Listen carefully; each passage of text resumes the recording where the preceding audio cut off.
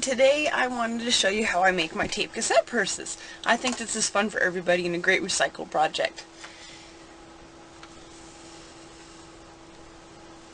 Here's some examples. I've taken lots of little tiny stickers and I just stuck it all over. I thought it was really cute. And I used doorknobs to hold this belt on. And I filled them with red felt or black, whatever color you want. And my little girl takes the tape cassette covers and she makes little wallets. They're really cute. I'm going through my stash and you need 12 tapes.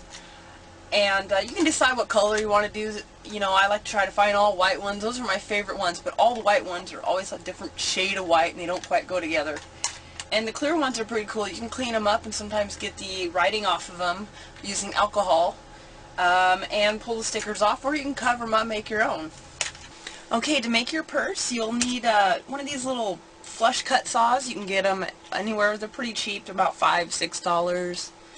Quick grip glue. I think this is the best for what we need for this project. And then, like I said, 12 tape cassettes, and I just grabbed 12 white ones real quick to show you what I'm going to do. Take them all, line them up how you want them. Sometimes I like to also make sure all side twos are showing, or there's a theme, like I make sure I have all certain bands on one side and stuff. And then if you don't mind, you have your bottom ones that you can no one's gonna see because they'll be on the bottom, and then your side ones should always match up and be similar for your sides. And the secret to making this purse is, after you line up what you want and where it's gonna be, is you take your saw and you cut these little tabs off, and it's really not that hard.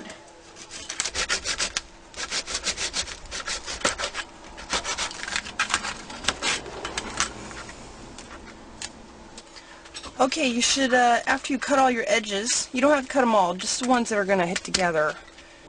All of them on one side. You want to put a nice sand on them so that you'll have a good surface for your glue to stick to. And put them all together in twos, except for your sides, which you'll keep set aside. And be careful, because this glue will push out, and you don't want to see it through your top because it's really hard to clean it off.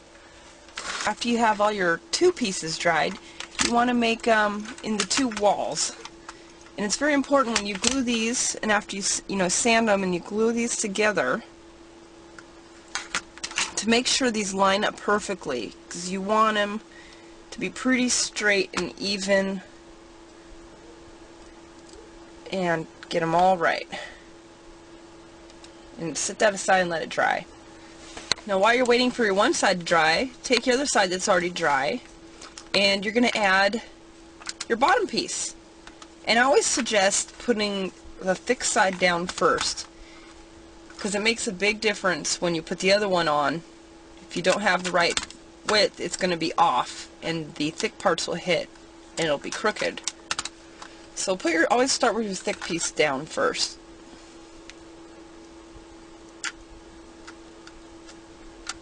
And this quick dry is pretty fast. Oops.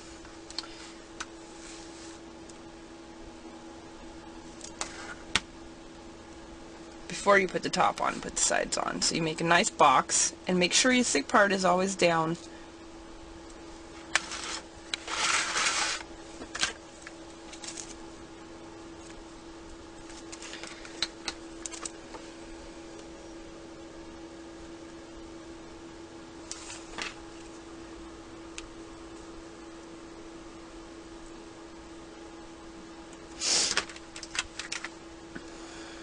Now line this one up more to the top, and then give it all a nice squish down.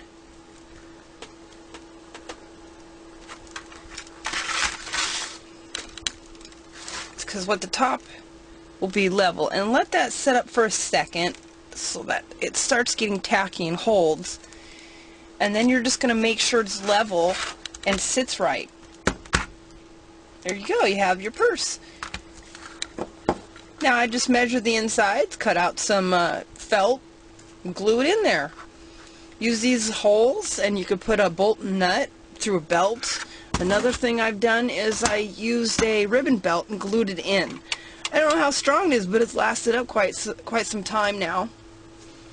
Well, thanks for watching. I'm Tammy Walker, and we just made tape cassette purses. And if you're interested in seeing other things I do, look at boxyqueens.com.